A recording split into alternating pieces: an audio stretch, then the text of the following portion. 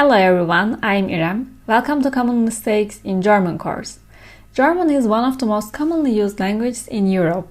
It is spoken in 6 countries officially, and worldwide it is spoken by approximately 200 million people.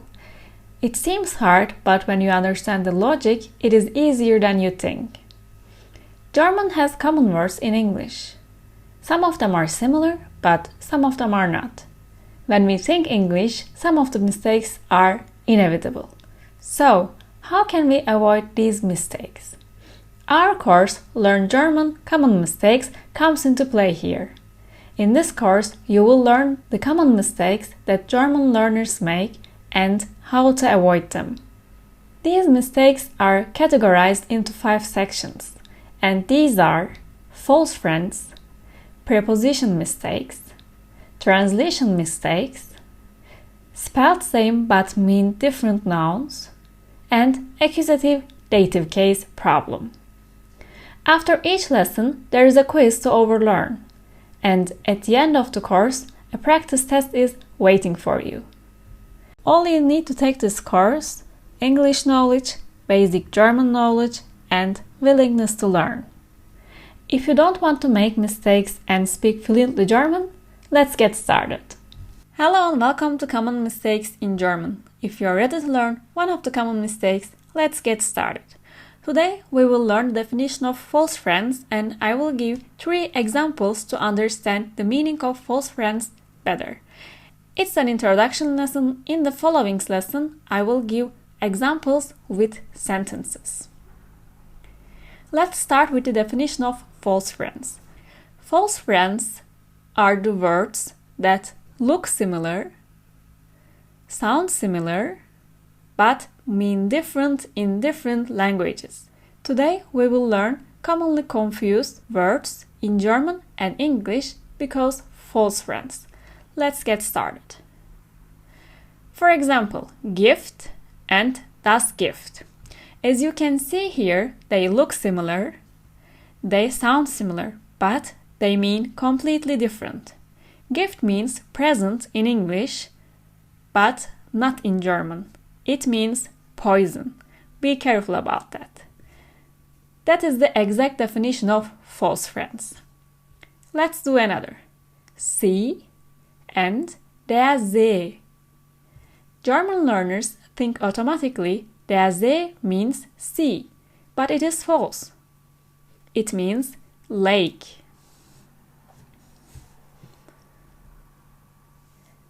The last one is brennt and der Brand. For example, Amazon, Facebook, Google, or so on. But der Brand means fire, not brand. That's why be careful about that. Of course, there are many false friends in English and in German. Please do not forget to take a look at the additional resource to find more false friends in German and in English. Thank you for attending this class, and I will see you in the next common mistakes. Bye! Hello and welcome to Common Mistakes in German. If you are ready to learn one of the common mistakes, let's get started. Today we will learn one of the false friends and the real meanings, and I will give examples to help you understand the subject better. Today we will learn the difference between studieren and lernen. At first I want to explain what false friends means, then we will talk about the difference of these verbs. False friends is a common expression used to describe the words in different languages which look similar, sound similar, but mean different. And studieren is one of the false friends between German and English. Studieren means to study. As you can see here, they can be easily confused because they have similar meanings and similar spelling. But it is only used to study at a university, not for an exam. In German, to study for an exam, there is another verb, which is lernen. Lernen has 2 different meanings. One of them is to learn, the other one is to study. This verb should be used when the one is preparing himself for an exam or study for a lesson. It is also used when we learn something, for example, a language, or to play something. At first, I want to show you why these two verbs are commonly confused, then give some examples. Let's start. Was machst du? Ich Deutsch. In English, what are you doing? I am studying German. When we don't think the context, the real meaning, then automatically we put here studiere. Because studieren means to study, and I am studying German, then it must be studieren. But it is false. Why? Because we are not studying German at a university in this sentence. We are now studying German to improve ourselves. The correct form of this sentence must be Ich lerne Deutsch. The both of them means I'm studying German. But when I say Ich studiere Deutsch, this means I am a student at a university, and in this university I am studying German. But in this sentence, I am studying German for my exam, for example. That's why studieren cannot be used. In English, this sentence means he is studying for his driver's test. When we think in English, then it must be automatically studiert. Why? Because he is studying for something. But it is false. Why? Because when we are studying for something, lernen must be used, not studieren. Studieren is used only for a college, not for an exam. Now let's see the correct usage of these two verbs. Ich studiere Chemie. I study chemistry. This sentence means I am a student, graduate or undergraduate at a university, and I am studying chemistry. That's the meaning. I can also say Ich lerne Chemie.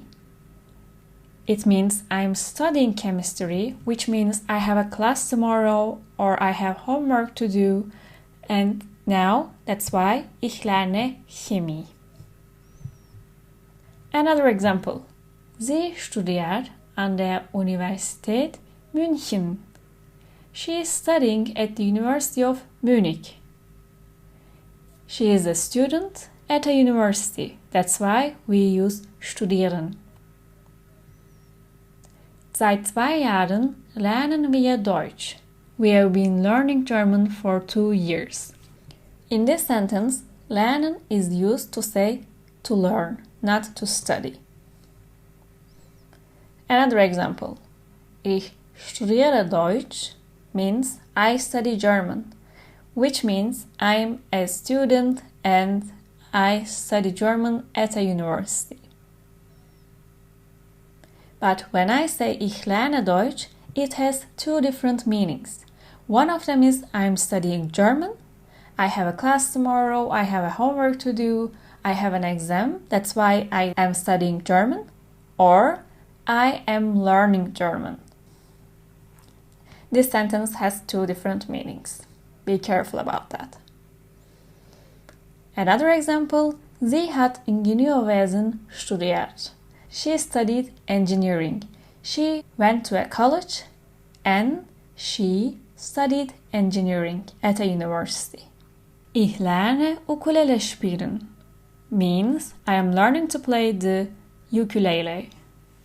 When we learn something to do, for example, play guitar, play a piano, dancing, or anything you can imagine, then lernen can be used. Okay, so far we have learned the difference studieren and lernen.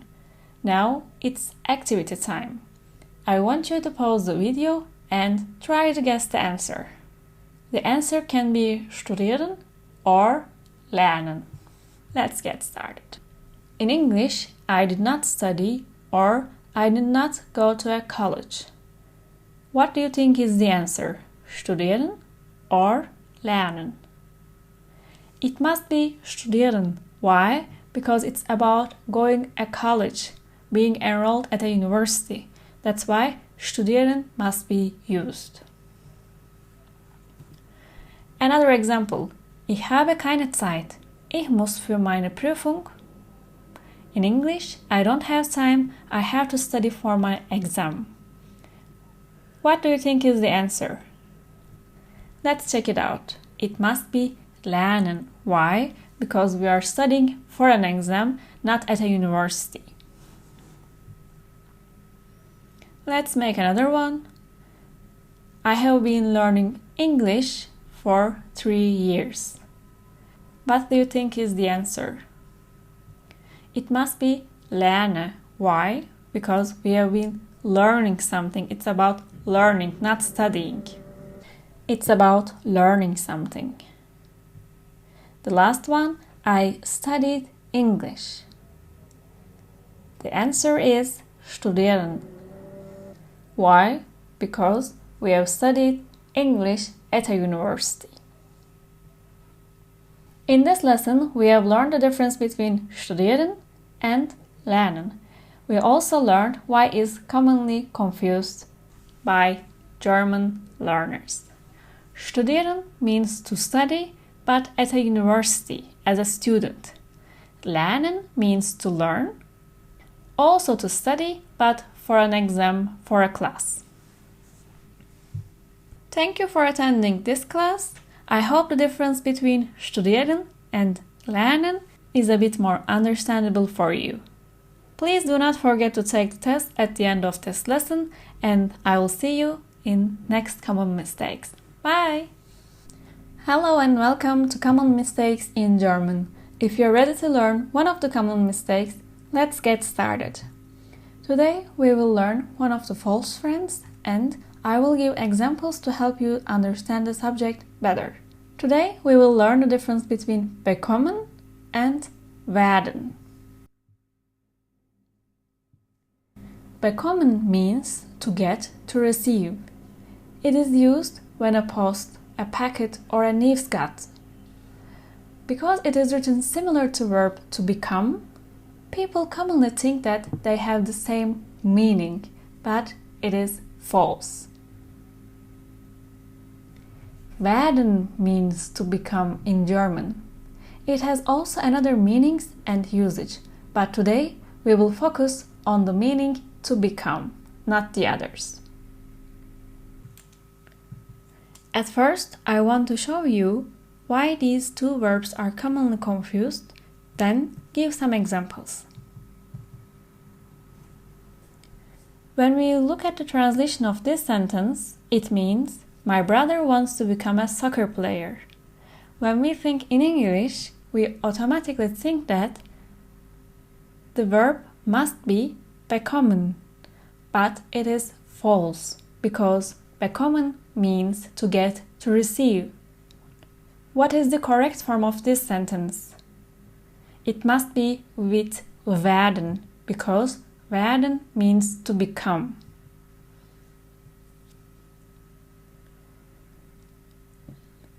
In English, this sentence means I become 29 years old next week. When we think in English, then we automatically think that the answer must be bekomme, but it is also false. Why? Because bekommen means to get or to receive, not to become. That's why the correct form of this sentence must be with werden, not with bekommen. By these two examples, I wanted to show you why these verbs are commonly confused. Now it is time to look at another examples. Ich habe heute einen Brief bekommen means I got a letter today. You can see in this sentence the correct usage of the verb bekommen, which means to get or to receive. Ich bin krank geworden means I will become ill. The second form of verb werden is geworden. Meine beste Freundin hat ein Baby bekommen. Means my best friend just had a baby. Ein Baby bekommen is a phrase commonly used to say have a baby in German. Sie ist Mutter geworden means she became a mother. Another example, wir bekommen kein Geld. We don't get any money. Here we want to say get, that's why we use bekommen. Another example, als ich ein Kind war, wollte ich Lehrerin werden. Means, when I was a kid, I wanted to become a teacher. Here, to say become, we don't use bekommen, but werden. Hast du gestern eine Packung bekommen? Did you get a package yesterday? Let's make another example with werden. Morgen wird meine Tochter 18 Jahre alt. My daughter will become 18 tomorrow. Okay, so far we have learned the difference between bekommen and werden. Now it's an activity time. I want you to pause the video and try to guess the answer. The answer can be werden or bekommen. In English, this sentence means my son wants to become an engineer. What do you think is the answer? It must be wird. Why? Because in English, the verb become is used. Ist Vater. And the meaning of this sentence, he became a father. What do you think is the answer? Let's check it out. Geworden. Why? Because here the meaning is about becoming something. That's why in German werden must be used. Another example. Ich habe eine E-Mail. And this sentence means I received an email or I got an email. What do you think is the answer?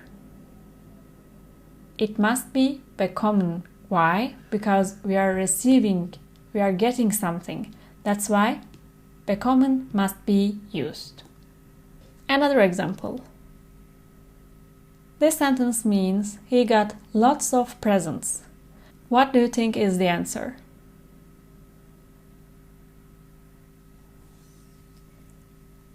It must be bekommen. Because the sentence in the past, Präteritum is used in this sentence. So, in this lesson, we have learned the difference between bekommen and werden, and also why these two verbs are commonly confused. To sum up, bekommen means to get or to receive. When we get a package, an email, gifts or something, then bekommen is used in German. Werden means to become. When we want to become something, then werden must be used. Thank you for attending this lesson. I hope the difference between werden and bekommen is a bit more understandable for you.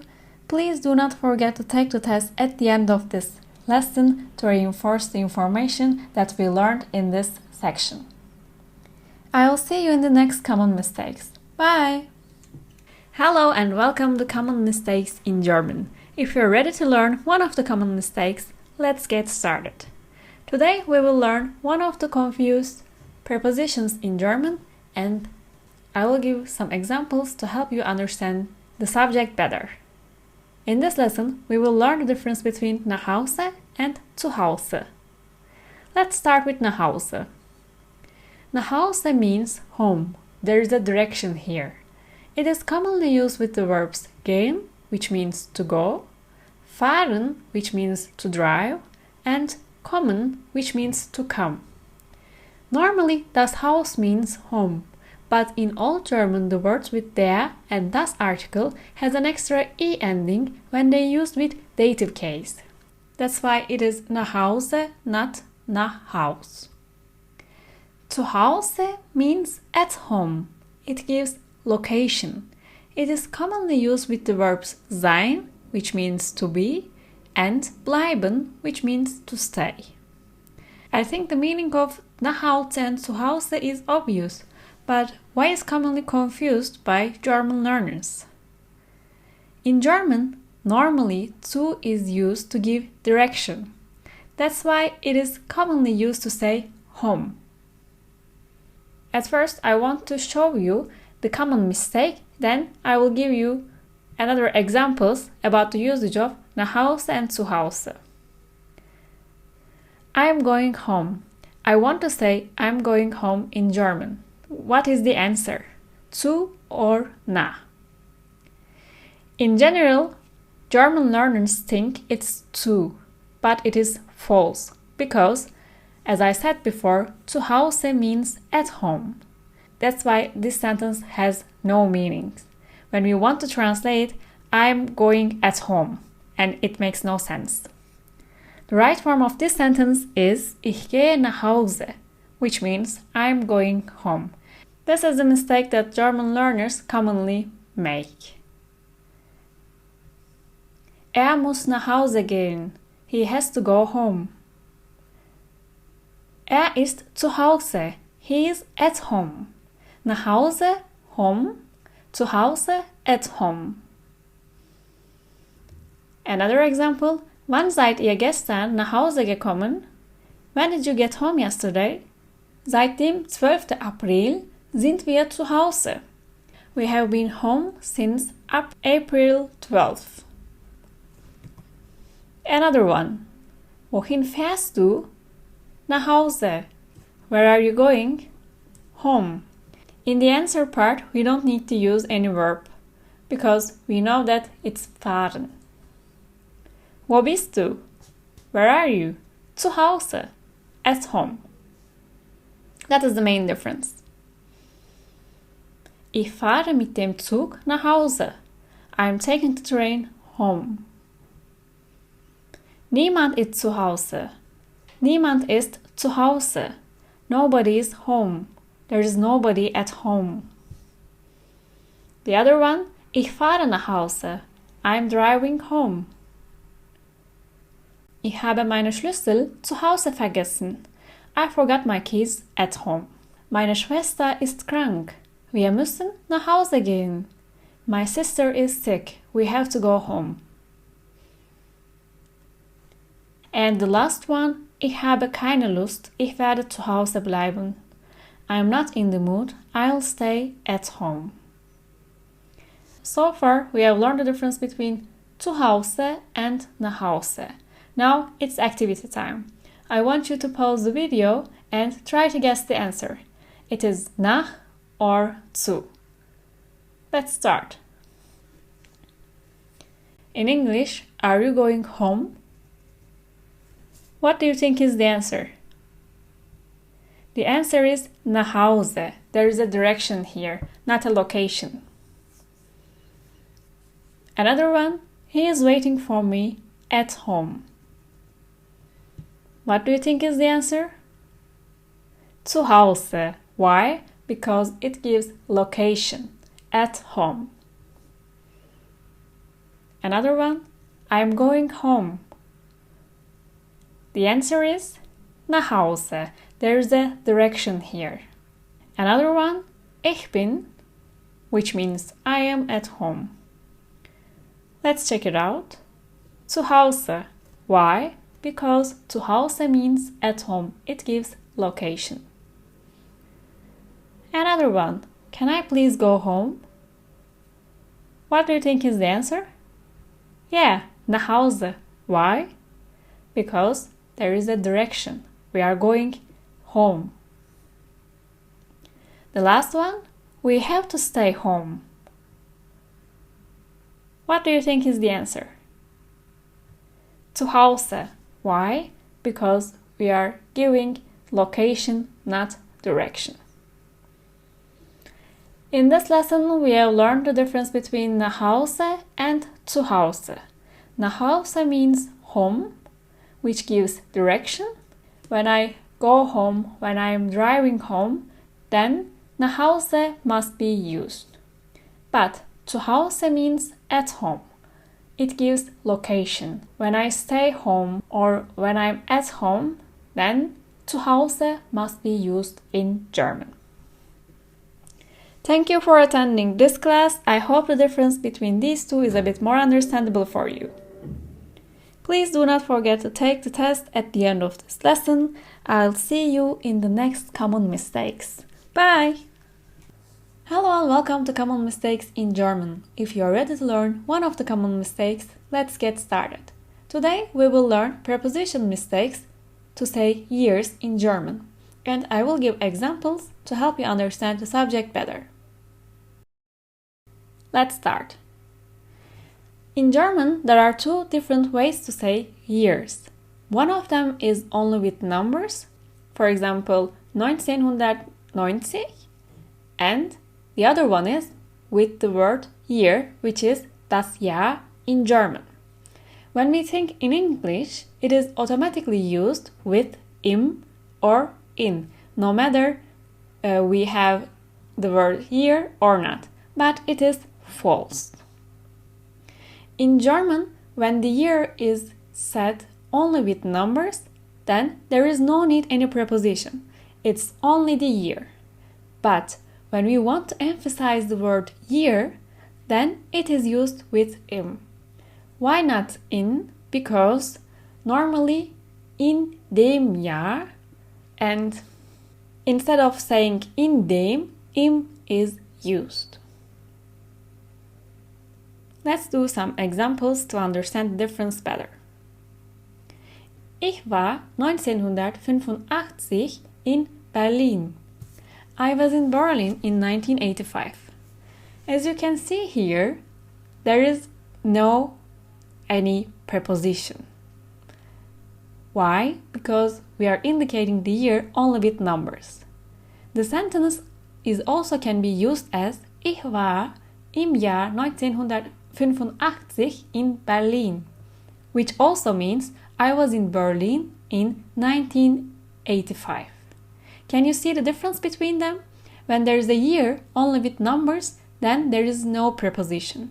But when we are emphasizing the word year, which is Jahr in German, then im must be used. Let's do another. Im Jahr 2002 habe ich 5 Kilo abgenommen. I lost 5 kilos in 2002.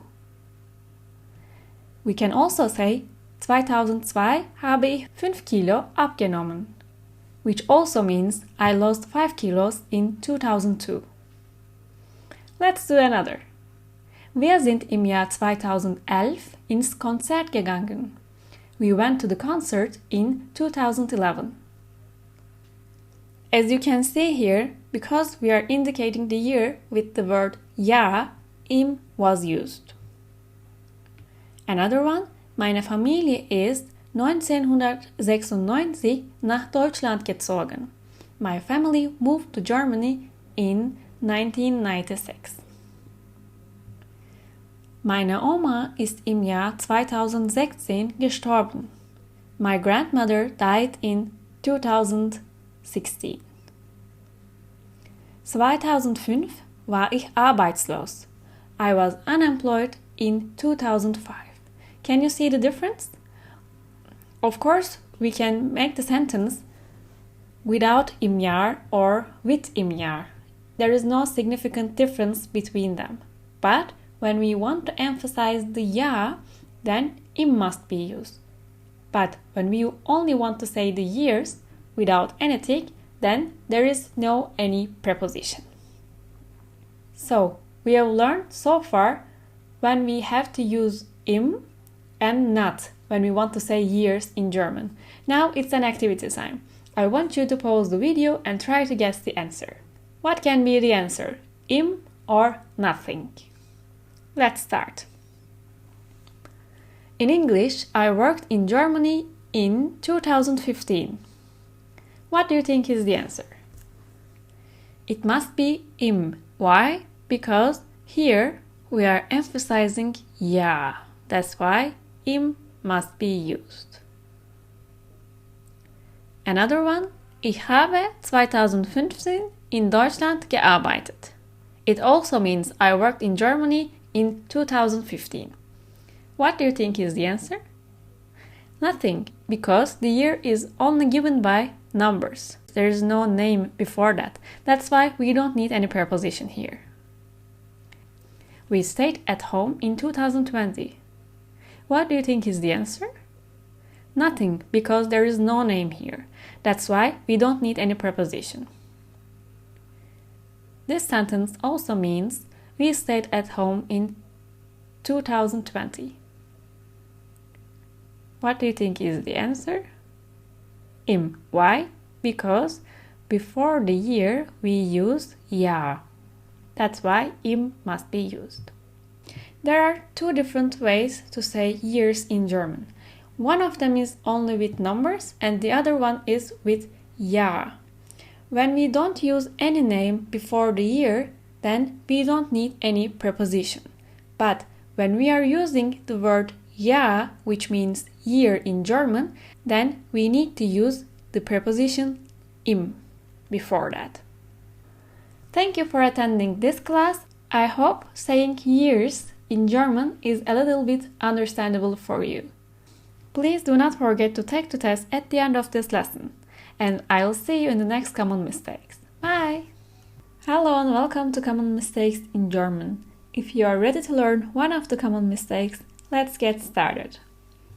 Today we will learn one of the confused pronouns because of translation in German, and I will give examples to help you understand the subject better. Today we will learn the difference between jede and alle. Let's start with jede. Jede is a pronoun meaning every and it's singular. It is used when we describe a routine. Depending on the case and the article of the name, it may have an extra ending. For example, if the name has a der article and it's in accusative case, then jeden must be used. It is generally used to say every day, every year, every summer, or every week. For example, jede Stunde, every hour, jeden Tag, every day, jedes Wochenende, every weekend, jede Woche, every week, jeden Monat, every month, and jedes Jahr, every year. As you can see here, except jede Stunde and jede Woche, jede has an extra ending. This is because the case and the article of the name. Normally, der Tag, and in accusative case, it's den Tag, that's why jeden Tag. Or das Wochenende, in accusative case, also das Wochenende, that's why jedes Wochenende. This explanation is also valid for jeden Monat and jedes Jahr. Let's talk about alle. Alle is also a pronoun meaning every, but it is plural. It is also used when describing a routine. For example, every 3 days, every 2 years, or every 2 months. For example, alle 2 Stunden, every 2 hours. Alle 3 Tage, every 3 days. Alle 2 Wochen, every 2 weeks. Alle 6 Monate, every 6 months. Alle 2 Jahre, every 2 years. As you can see here, all the words are plural, not singular, because it is more than 1, 2, 3, 4, 6, anything, but not 1. Because alle is plural, there is no need to use any extra ending. Be careful about that. Okay, we have learned the difference between jede and alle. But to understand a little bit more, we have to do some exercises. Now we will compare the usage of these two pronouns. Ich gehe jeden Tag spazieren. I go for a walk every day. But when I say ich gehe alle 2 Tage spazieren, then it means I go for a walk every other day. Not every day, every other day. When I want to say every day, jeden Tag must be used. But when I want to say every other day, every 3 days, every 4 days, no matter the number, alle must be used.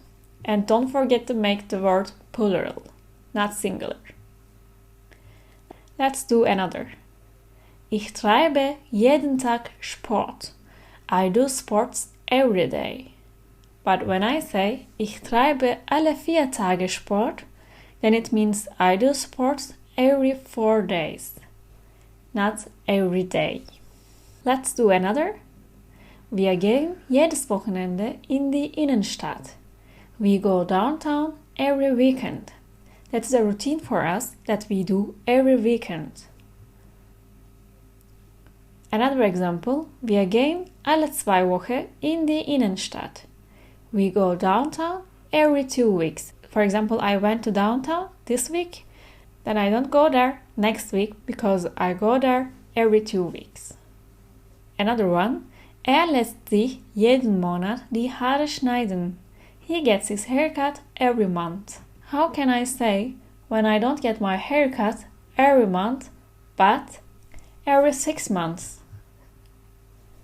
Lässt sich alle 6 Monate die Haare schneiden. Means he gets his haircut every 6 months. Can you see the difference between these sentences? Both means every, but with jede, it must be every month, every day, every hour, and so on. And it must be singular. But in alle, it must be plural, and that's why more than one. We need a number in front of the name. The other one, meine Mutter ruft mich jede Stunde, means my mother calls me every hour. Meine Mutter ruft mich alle 4 Stunden means my mother calls me every 4 hours. Ich putze mir jeden Tag die Zähne. I brush my teeth every day. But when I want to give more details, then I can say ich putze mir alle 6 Stunden die Zähne, which means I brush my teeth every 6 hours. Wir fliegen jeden Monat in die Schweiz, means we fly to Switzerland every month. But what if we do it only twice a year? How can we say that? Wir fliegen alle 6 Monate in die Schweiz means we fly to Switzerland every 6 months, which means twice a year, actually. Okay, so far we have learned the difference jede and alle. Now it's time to check out what we have learned today. So please pause the video and try to guess the answer. Please at first decide on the answer is jede or alle. If you have decided on jede, please think about the ending. The sentence means I play tennis every day. What do you think is the answer? Let's check it out. Jeden. Why? Because I do it every day. It's a singular and because der Tag, it must be used as jeden Tag. Why jeden? Because it's der Tag and it's accusative case, and in accusative case der is den, that's why jeden must be used. The other one, I play tennis every other day. What do you think is the answer? Let's check it out. Alle. Why? Because it's plural. I don't do it every day, but every other day, every 2 days. I fly abroad every year. What is the answer? Jedes Jahr. Why? Because I do it every year. It's a routine for me. Why jedes, not jede? Because das Jahr and it's accusative case. And in accusative case, das is also das. That's why jedes must be used. The meaning of this sentence is I go abroad every 2 years. What is the answer? Alle. Why? Because it's not every year, but more than one. every 2 years, every 3 years, every 4 years. It must be used with alle. To sum up, jede and alle mean every, but jede is singular, alle is plural. For example, when I want to say every summer, every day, every hour, then jede must be used in German. But when I want to say every 6 hours, every 6 months, every 2 years, then alle must be used in German. Even though alle has no extra ending, jede has. Don't forget about that. It's all about accusative case. In accusative case, only the article der changes into den. Das and die stays the same. That's why when the name has der article, it must be used with jeden. When the name has das article, then it must be used with jedes. When the name has die article, then it must be used with jede. Don't forget about that. Thank you for attending this class. I hope the difference between alle and jede is a bit more understandable for you. Please do not forget to take the test at the end of this lesson. And I'll see you in the next common mistakes. Bye! Hello and welcome to Common Mistakes in German. If you are ready to learn one of the common mistakes, let's get started. Today we will learn one of the confused verbs because of translation in German, and I will give examples to help you understand the subject better. Today we will learn the difference between kennen and wissen. Let's start with kennen. Kennen is a verb which means to know in German, and it is used with accusative case. It is used when you know the difference between the objects, a film, a play, or a person. For instance, do you know Tom? Do you know who is he? Or do you know this film? Have you ever heard about this film, for example? Or I do not know him, or I don't know him. In this case, in German, kennen is used. Let's do German examples. For example, kennst du meinen Vater? Do you know my father? In this case, kennen is used. It's about knowing a person. Sie kennt mich nicht. She doesn't know me. It's also about knowing a person. That's why kennen is used. Or, for example, kennst du den Weg zur Schule? Which means, do you know the way to school? It's about knowing to go somewhere else. That's why kennen is used.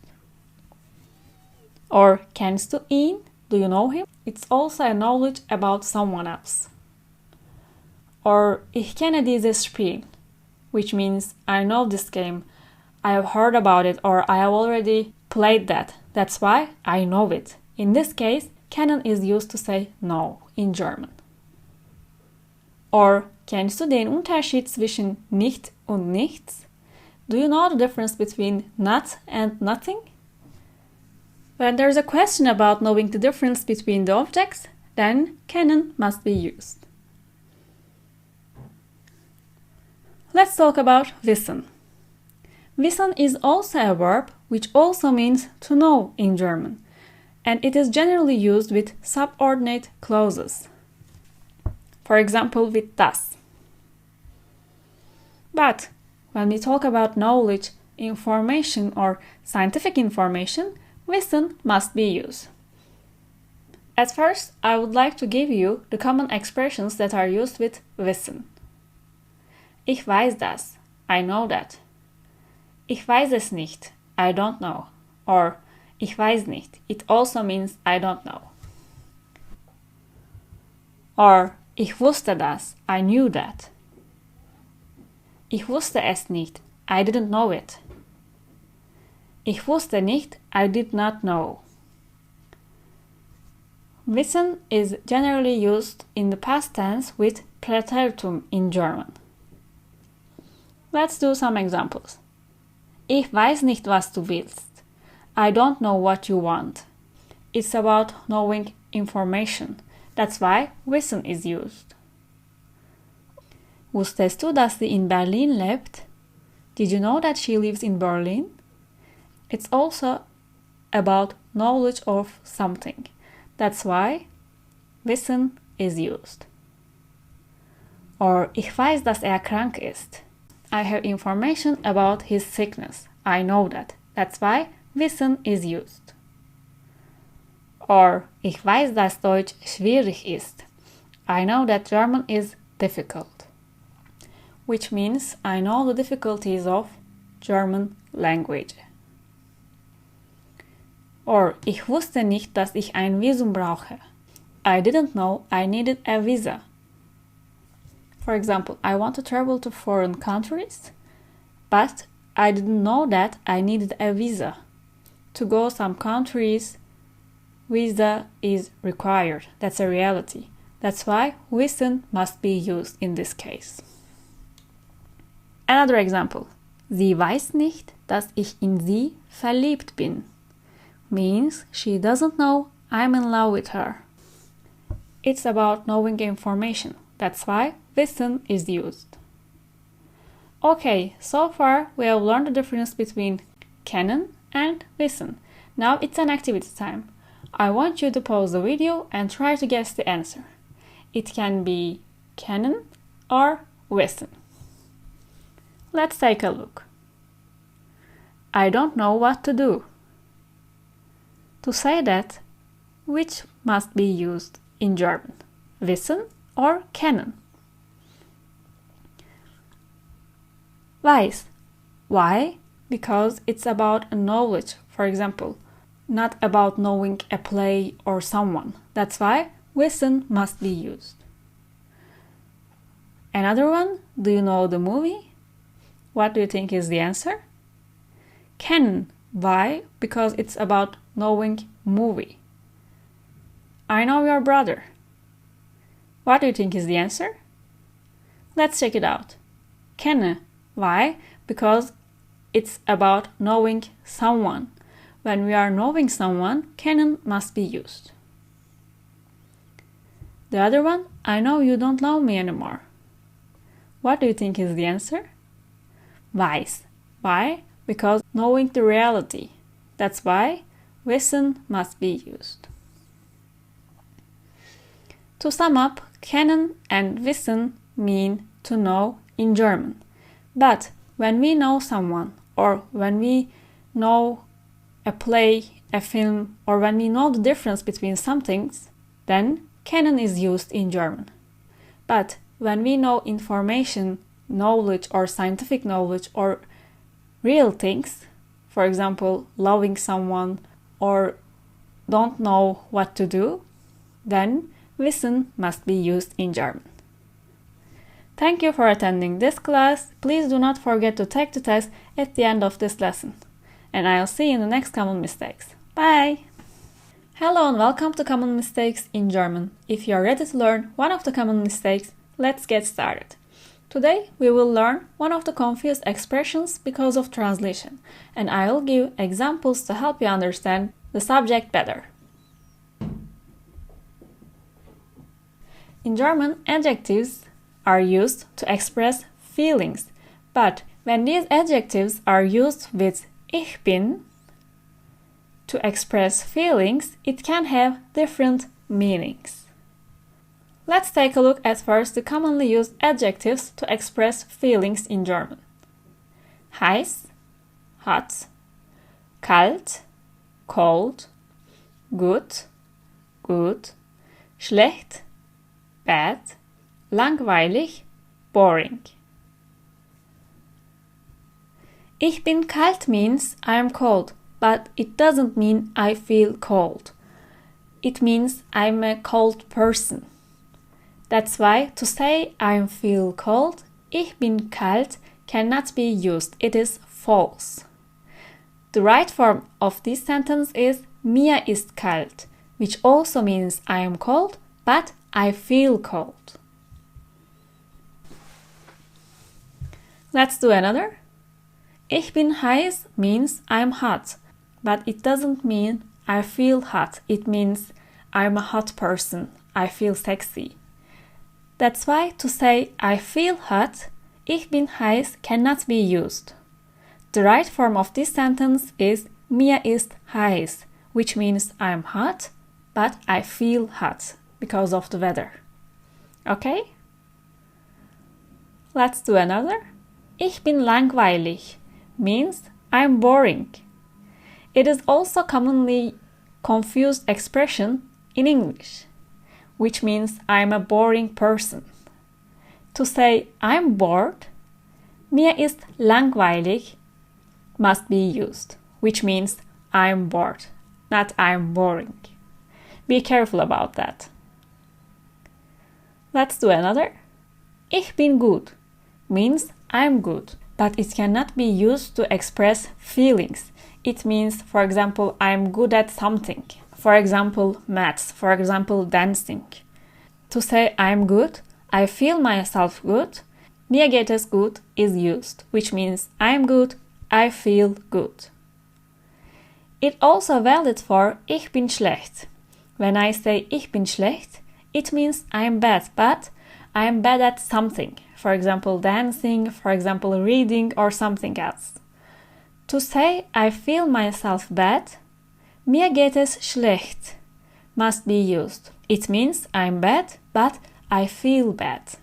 That's the main difference. In this lesson, we have learned the commonly confused sentences to express feelings. Thank you for attending this class, and please do not forget.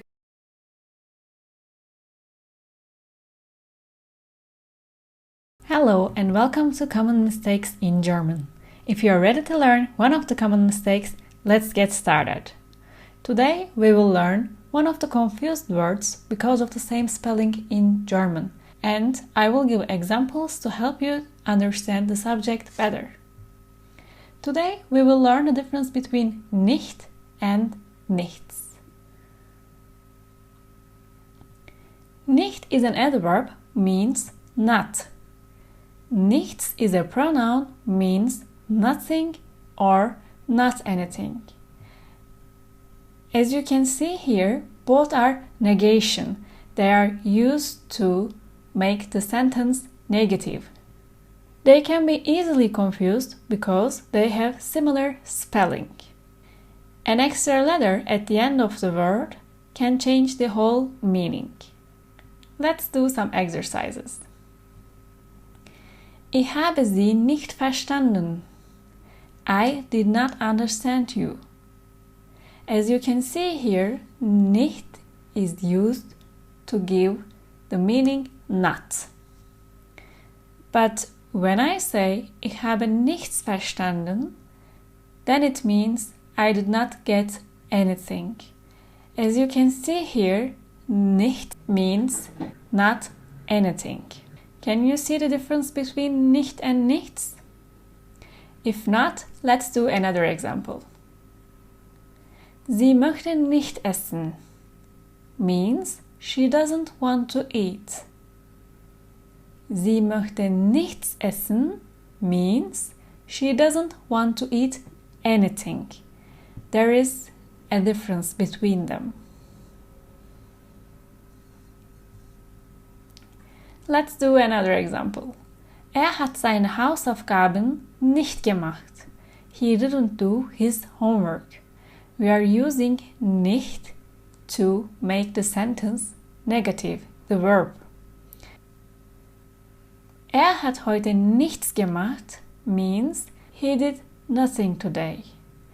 Here, nichts means nothing. Another example. Hast du mir etwas gesagt? Ich konnte dich nicht hören. Did you tell me something? I couldn't hear you. Nein, ich habe nichts gesagt. No, I did not say anything. So far, we have learned the difference between nicht and nichts. Now, it's an activity time. I want you to pause the video and try to guess the answer. The answer can be nicht or nichts. Mein Vater hat mich gehört. This sentence means my father didn't hear me. What do you think is the answer? nicht. Why? Because here we are negating the verb. And we want to say did not. Another exercise, kan hören. He can't hear anything. What do you think is the answer? Nicht or nichts? It must be nichts. Why? Because he can't hear anything. Here, the meaning is not anything. That's why we must use nichts. Another exercise. Hier darf man trinken. It is not allowed to drink anything here. What do you think is the answer? Nicht or nichts? Let's check it out. The answer must be nichts. Why? Because the meaning includes not anything, which means nichts in German. Another exercise. Hier darf man rauchen. It is not allowed to smoke here. What do you think is the answer? Nicht or nichts? The answer is nicht, because here the meaning is not. In this lesson, we have learned the difference between nicht and nichts. To sum up, nicht means not, nichts means nothing or not anything. Thank you for attending this class. I hope the difference between these two is a bit more understandable for you. Please do not forget to take the test at the end of this lesson. I'll see you in the next Common Mistakes. Bye! Hello and welcome to Common Mistakes in German.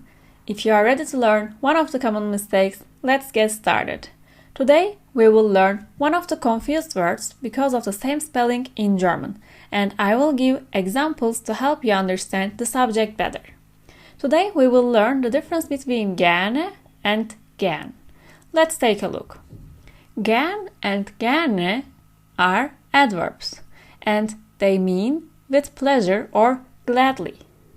Even though there is an extra e at the end of the gerne, they are exchangeable, which means there is no difference between them. Both of them can be used. Let's do some examples. Was machst du gern in deiner Freizeit means what do you like to do in your spare time? I can also say was machst du gerne in deiner Freizeit. It also means what do you like to do in your spare time or in your free time. As you can see here, there is no difference between gern and gerne. Another one, ich spiele gern Klavier, means I like to play piano. I can also say ich spiele gerne Klavier, which also means I like to play piano. Let's do another example. Ich hätte gern eine Pizza bitte. I would like a pizza please. I can also say ich hätte gerne eine Pizza bitte. It also means I would like a pizza please. Let's do another. Was isst du gern means what do you like to eat? Ich esse gern Pommes. I like to eat French fries. In this sentence, I used gern. You can also use gerne in these sentences. Ich helfe dir gern means I help you with pleasure. I can also say ich helfe dir gerne. I help you with pleasure. Let's do another.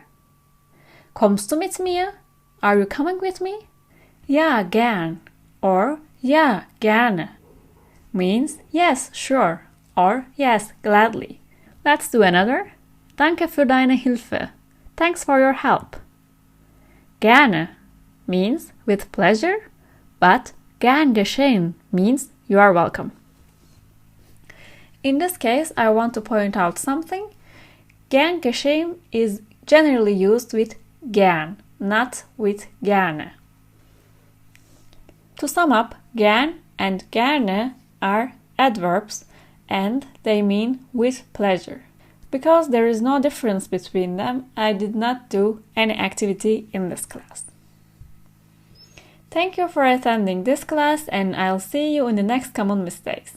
Bye! Hello and welcome to Common Mistakes in German. If you are ready to learn one of the common mistakes, let's get started. Today we will learn confused verbs because of the same spelling in German, and I will give examples to help you understand the subject better. Today we will not only learn the difference between morgen and der Morgen, but also the meaning of morgens and morgen früh. Let's start with morgen. Der Morgen is a noun which means morning in German, and it is commonly used with the preposition an. And because it specifies time, after the preposition an, dative case must be used. Der is dem in dative case. That's why it's commonly used as am. Am Morgen means in the morning in German. For example, ich habe am Morgen einen Unterricht means I have a class in the morning. Or ich muss am Morgen los means I have to leave in the morning. Er ist am Morgen gegangen means he left in the morning. Another one, am Morgen hatte ich einen Termin means I had an appointment in the morning. Let's talk about morgens. Morgens means in the mornings or every morning. It is generally used to describe a routine. For example, when I do something every morning, then morgens must be used. It is written with lowercase because it's an adverb, and it is not used with a preposition because it's an adverb. For example, er geht morgens in den Wald spazieren means he walks into the forest in the mornings or every morning. It's a routine for him, he does it every morning. That's why morgens must be used. Another one, ich mache morgens Yoga means I do yoga in the mornings or every morning. Another one, ich dusche morgens, I shower in the mornings. Or ich frühstücke morgens mit meiner Familie means I have breakfast with my family in the mornings or every morning. So far we have learned der Morgen and morgens. Let's talk about morgen. Morgen is also an adverb, but it means tomorrow. It is also written with lowercase and it is not used with a preposition because it's an adverb. Let's do an example. Er hat morgen einen Unterricht means he has a class tomorrow. Or ich muss morgen zum Arzt gehen. I have to visit the doctor tomorrow. Sie hat morgen einen Vorstellungsgespräch means she has a job interview tomorrow. Ich kann morgen mit dir nicht frühstücken. I can't have breakfast with you tomorrow. Morgens with S at the end of the word means in the mornings, every morning. But morgen without S means tomorrow. Let's talk about morgen früh. Morgen früh is also an adverb, but it means tomorrow morning. Because it's an adverb, it is not used with a preposition. Ich habe morgen früh einen Termin means I have an appointment tomorrow morning. Or mein Mann hat morgen früh ein Treffen. My husband has a meeting tomorrow morning. Or er kommt morgen früh, which means he is coming tomorrow morning. Okay, so far we have learned the difference between der Morgen, morgens, morgen and morgen früh. Now it's an activity time. I want you to pause the video and try to guess the answer. The answer can be am Morgen, morgens, morgen or morgen früh.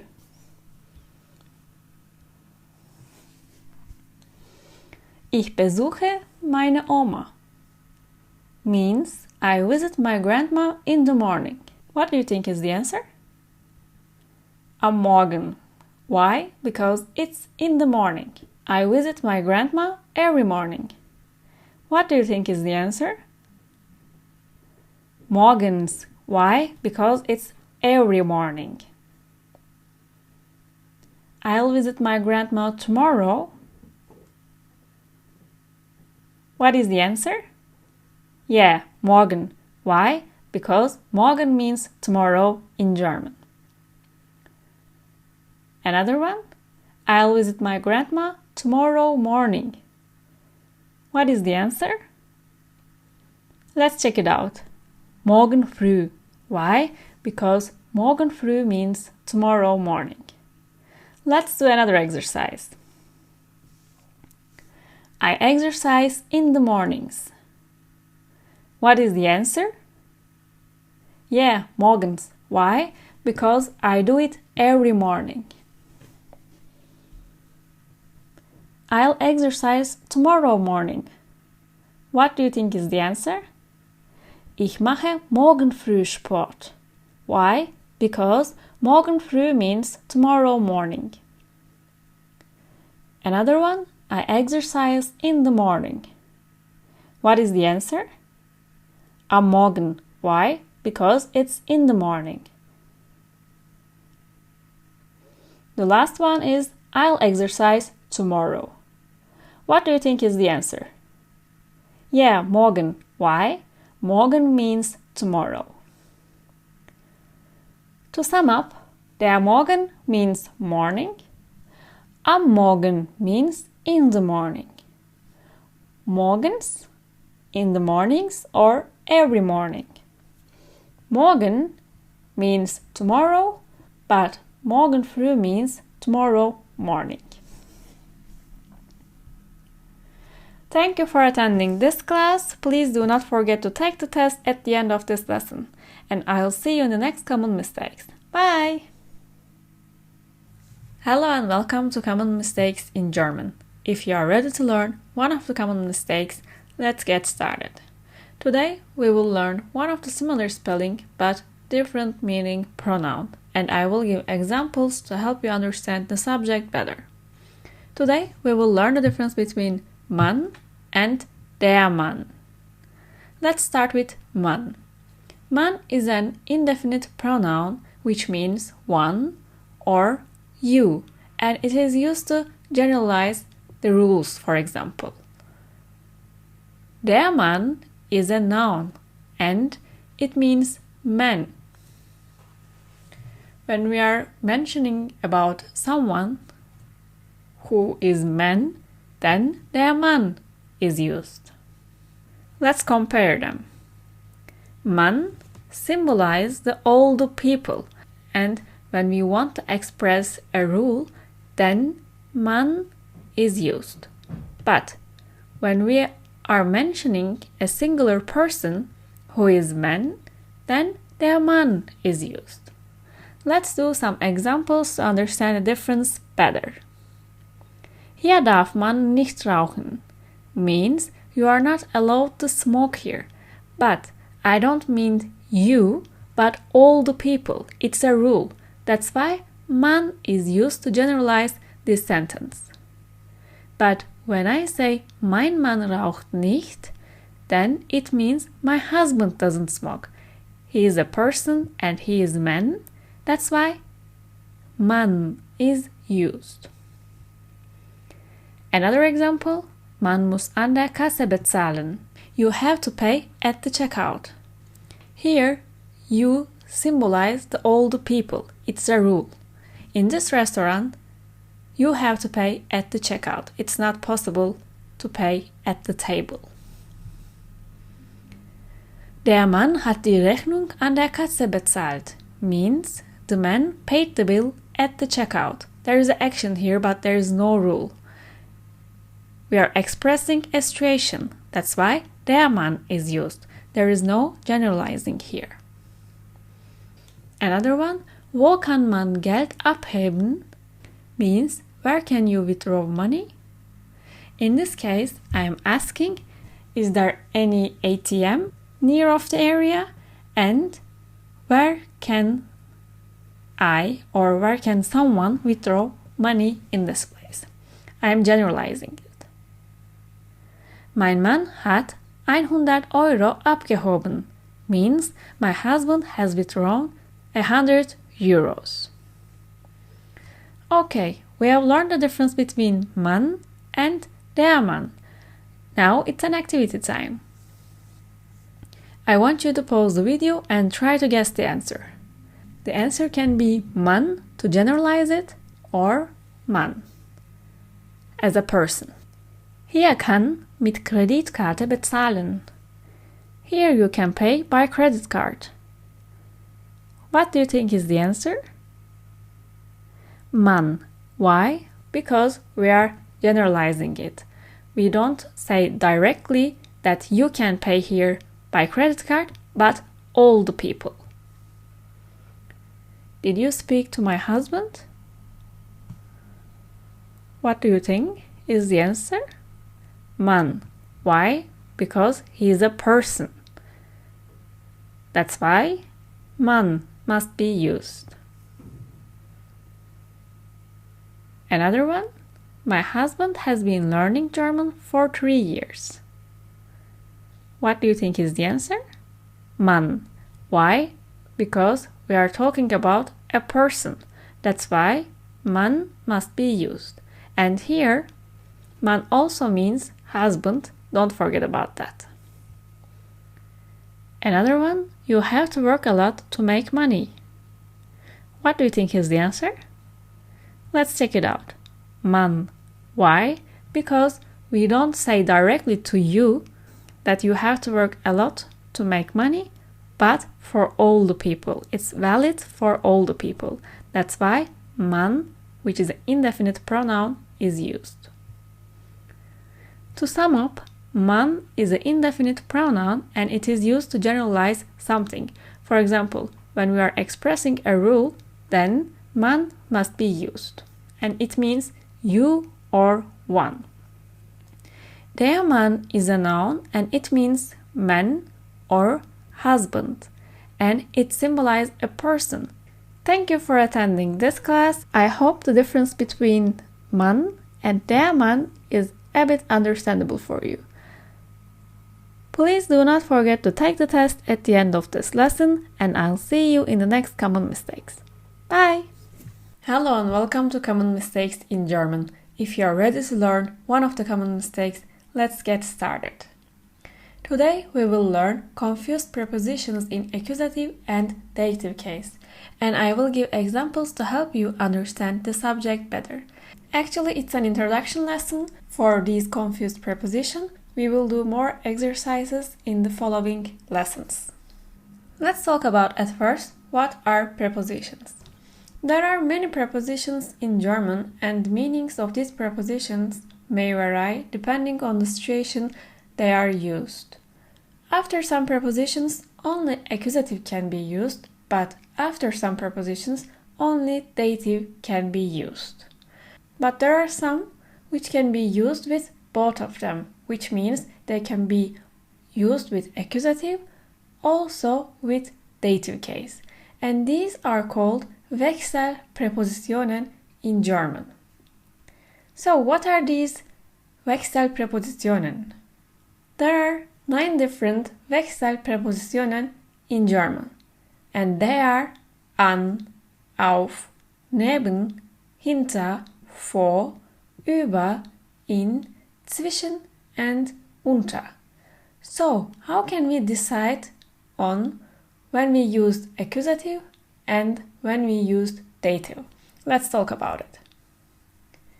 If the sentence answers the question wohin, then after these prepositions, accusative case must be used.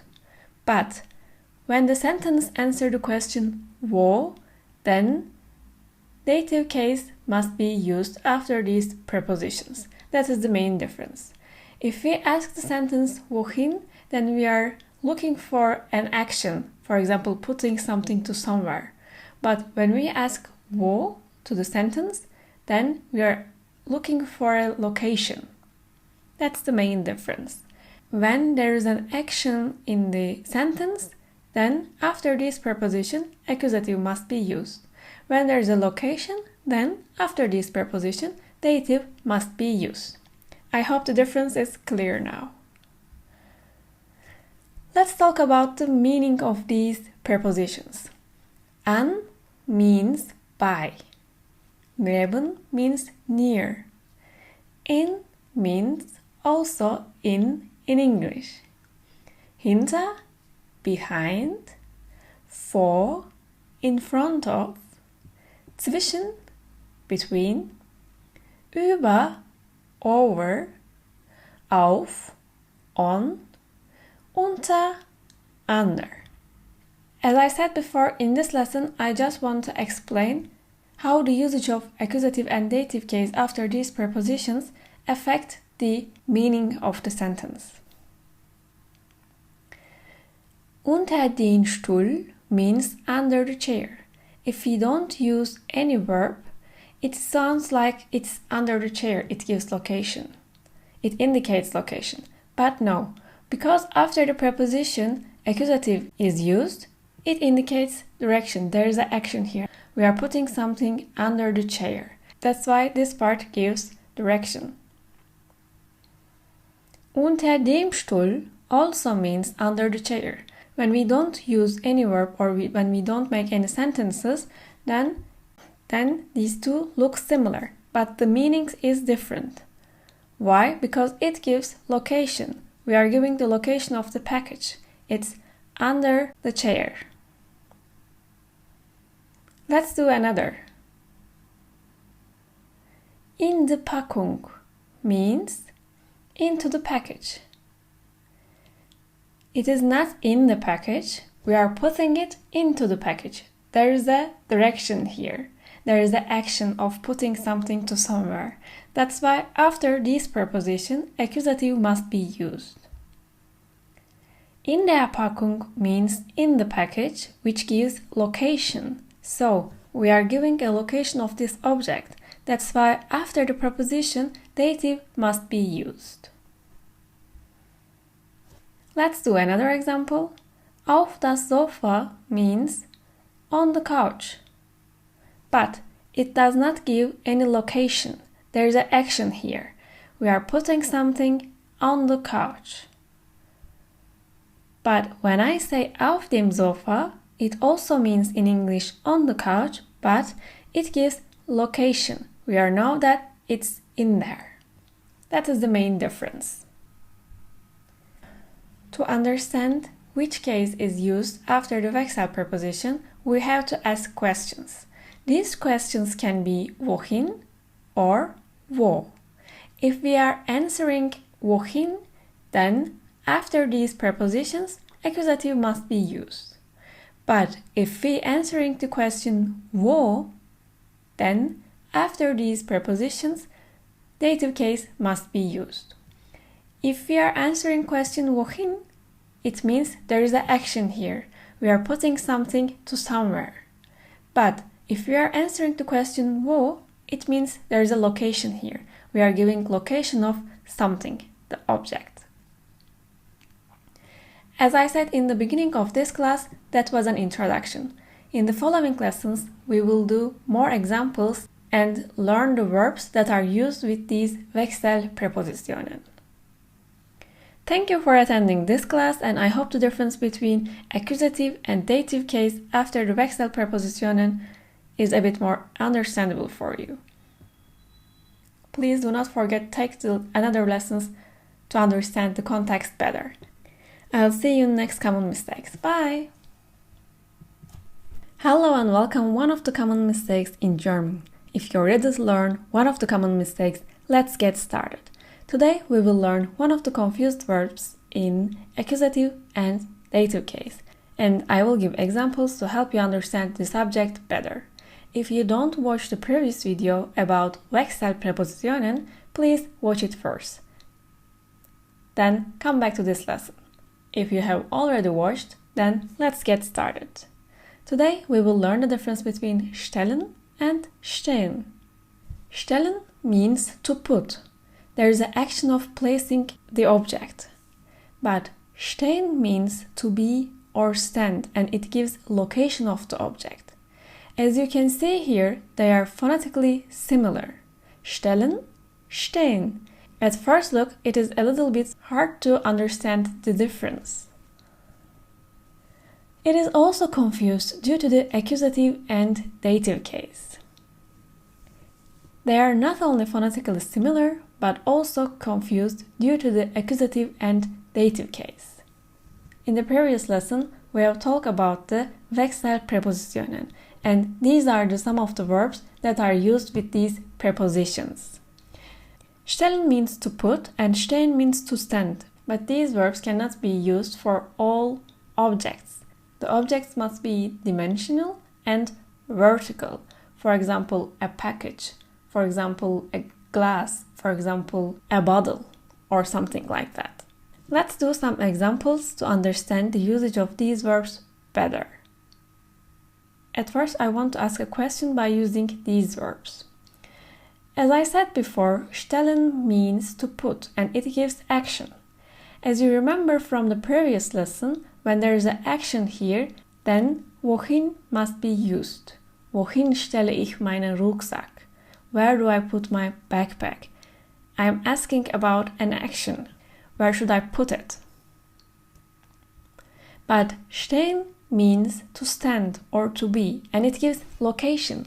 When there is a location there, then wo can be used. Wo steht mein Rucksack? It means, where is my backpack? Can you see the difference between these questions? When I use wohin, there is a direction here, there is an action. And stellen is used with wohin. And the sentence with the verb stellen answers the question wohin. Stehen gives location. That's why the sentence which includes stehen must answer the question wo. Let's answer these questions. Du kannst ihn auf den Teppich stellen. You can put it on the carpet. As you can see here, there is a direction, there is an action. I'm putting something on somewhere. That's why after the preposition, which is auf here, accusative case must be used. Normally, der Teppich, but here, in accusative case, den Teppich. In this sentence, ihn indicates the backpack. We know it because we have already asked the question. That's the answer. Steht auf dem Teppich means it's on the carpet. Now I'm giving location. I say where it is. That's why after the preposition, which is auf here, dative must be used. Der ist dem in dative case. In this sentence, indicates the backpack. Let's do more examples. Ich stelle die Vase in die Küche auf den Tisch. I'll put the vase in the kitchen on the table. There is action here. I'm putting something on somewhere. It's in the kitchen because we are giving direction. After this preposition, accusative must be used. It is also valid for this case, auf den Tisch. The article die does not change in accusative case. That's why in die Küche. But it's not valid for der. Der is den in accusative case. Die Vase steht in der Küche auf dem Tisch means the vase is in the kitchen on the table. Now there is a location. We are indicating the location of the object. That's why after the prepositions, dative must be used. Die Küche in dative case is der Küche, and der Tisch in dative case, değilmiş. Okay, so far we have learned the difference between stehen and stellen. Now it's an activity time. I want you to pause the video and try to guess the answer. You won't only guess the verb, but also the article. The verb can be stehen or stellen. And in article part, you must decide on dative or accusative case. In English, he puts the cup on the sofa. What do you think is the answer? Stellt auf das Sofa. Why? Because when we think the meaning of this sentence, we see that there is an action here. We are putting something on somewhere. When there is an action, the question wohin must be asked, and to answer this question, stellen and accusative case must be used. Das Sofa and das is also das in accusative case, that's why auf das Sofa. The other one, the cup is on the sofa. What do you think is the answer? Steht auf dem Sofa. Why? Because there is a location here. We are giving the location of the object. That's why the question wo must be asked. To answer this question, stehen must be used, which means to be or to stand for dimensional and vertical objects, and after the vexel preposition, dative case must be used. Das is dem in dative case. That's why auf dem Sofa. Let's do another. I put the package in front of the door. What do you think is the answer? Ich stelle die Packung vor die Tür. Why? Because there is an action here. I'm putting something in front of the somewhere. Stellen means to put, that's why it must be used, and after the preposition, accusative case must be used, because we are answering the question wohin. And die Tür is also die Tür in accusative case. The last one, the package is in front of the door. What do you think is the answer? Die Packung steht vor der Tür. As you can see here, we are giving location. We are saying where is the package. That's why stehen must be used. We are giving location. And because we are giving location, after the preposition, dative must be used. Die Tür is der Tür in dative case. Okay, in this lesson, we have learned the difference between stellen and stehen. These are two verbs. One of them gives action and the other one gives location. And these two verbs are used with Wechsel prepositionen. So, because stellen gives action, after these prepositions, accusative case must be used. And stehen gives location, that's why after these prepositions, dative case must be used. I hope the difference between stellen and stehen is a bit more understandable for you. Please do not forget to take the test at the end of this lesson. I'll see you in the next common mistakes. Bye! Hello and welcome to Common Mistakes in German. If you are ready to learn one of the common mistakes, let's get started. Today we will learn one of the confused verbs in accusative and dative case, and I will give examples to help you understand the subject better. Today we will learn the difference between Sie legen and liegen. Let's get started.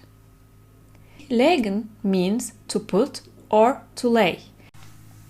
It's a reflexive verb, that's why when I lie myself down, then sich legen must be used. And it indicates action. I'm putting something to somewhere or I am laying something to somewhere. Liegen means to be or to lie, and it indicates location. They're phonetically similar. Repeat after me. Sie legen and liegen. That's why they are commonly confused, but that is not the only reason. They are also confused due to the accusative and dative case. Both of them are used with Wechselpräpositionen. We have talked about what Wechselpräpositionen are in the previous lessons. Because sich legen indicates action, that's why after the Wechselpräpositionen, accusative must be used. And because liegen indicates location, that's why after the Wechselpräpositionen, dative case must be used. And there is one more important thing in these verbs. What is it? The objects do not have a significant dimension, and the objects must be horizontal. For example, a paper, a formula, or a book. That is the main difference of these verbs between stellen and stehen. Let's do some examples to understand the subject better. Ich lege mich auf das Bett means I lie down on the bed or I am lying down on the bed. There is an action here. Now I am standing up, but I have an intention to lie down on the bed. That's why, in this case, lege must be used and I am lying down by myself. That's why sich legen is used here. After the Wechselpräpositionen, accusative is used. Why? Because legen gives action. When there is an action, then after the Wechselpräpositionen, accusative must be used. Don't forget about that. Another example, ich liege auf dem Bett means I'm lying on the bed, which means I'm already there, I'm lying on. That's why it gives location. Auf is Wechselpräposition here, that's why after this preposition, dative must be used. Der Bett, dem Bett. Let's do another. Kannst du bitte mein Handy auf den Tisch legen? Can you please put my phone on the table? A phone is also non-dimensional object. That's why legen is used for this object. And we are lying or we are putting the phone here. That's why not sich legen, but mein Handy. That's why our object here is mein Handy, not myself. And let's focus on the accusative and dative case. Because there is an action here, after this preposition, accusative must be used. Der Tisch, and in accusative case, den Tisch. Let's do another. Es liegt schon auf dem Tisch. It's already on the table. So, we are giving location here. Where is my phone? On the table. That's why liegen is used, and after the preposition, which is auf here, dative is used. Der Tisch, dem Tisch. Let's do another. Wohin hast du meine Socken gelegt? Where did you put my socks? Where are they? I have no idea. Sie liegen unter dem Bett. They're under the bed. Don't forget about that. The second one is not the answer of the first one because there's an action here. The answer includes also the verb legen, not liegen. When I ask, wo sind meine Socken? Where are my socks? Then liegen must be used. These are two different examples. This one is not the answer of this one. Don't forget about that. When I say sie liegen unter dem Bett, then I'm giving location. That's why after the preposition, which is unter here, dative must be used. Let's do another one. Du hast deine Brille auf den Stuhl gelegt. You put your glasses on the chair. There is an action here. I'm putting something on somewhere. But because the object has no significant dimension, legen must be used.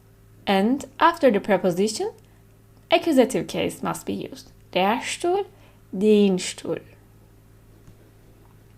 The other one, die Brille liegt auf dem Stuhl, means the glasses are on the chair, and it has also no significant dimension. That's why liegen must be used.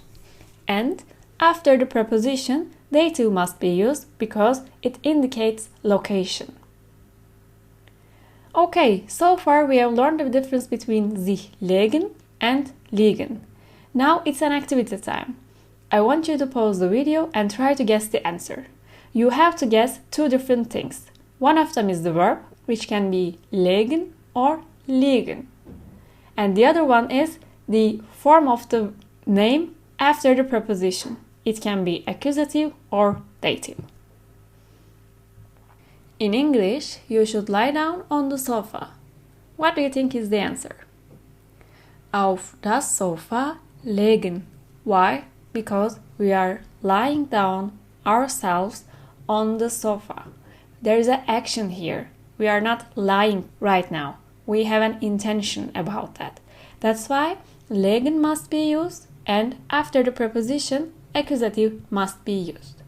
Don't forget about that. Sich legen means lie down. Another one? She is lying on the sofa. What do you think is the answer? Sie liegt auf dem Sofa. Why? Because now she is on the sofa and she is lying. That's why liegen must be used. We are giving location here. And when there is a location, after the preposition, dative case must be used. Das Sofa is dem Sofa in dative case. Another one, he puts the baby on the bed. What do you think is the answer? Legt das Baby auf das Bett. Why? Because there is an action here. The baby is not on the bed, but he will put him on the bed. There is an action. That's why legen must be used, and when there is an action, then after the preposition, accusative case must be used. Das Bett is also das Bett in accusative case. The last one, the forms are on the floor. What do you think is the answer? Let's check it out. Die Formulare liegen auf dem Boden. Why? Because they are on the floor. We are giving location. That's why liegen must be used, and after the preposition, dative case must be used. To sum up, we have learned in this class the difference between sich legen and liegen. Legen means to put or to lay. Sich legen means lie down, and it gives direction. Liegen means to be or to lie, and it gives location. Both of them are used with Wechselpräpositionen, but because sich legen gives direction, after the preposition, accusative case must be used. And liegen gives location, that's why after the preposition, dative case must be used. Thank you for attending this class. I hope the difference between sich legen and liegen is clear for you. Please do not forget to take the test at the end of this lesson, and I'll see you in the next common mistakes. Bye!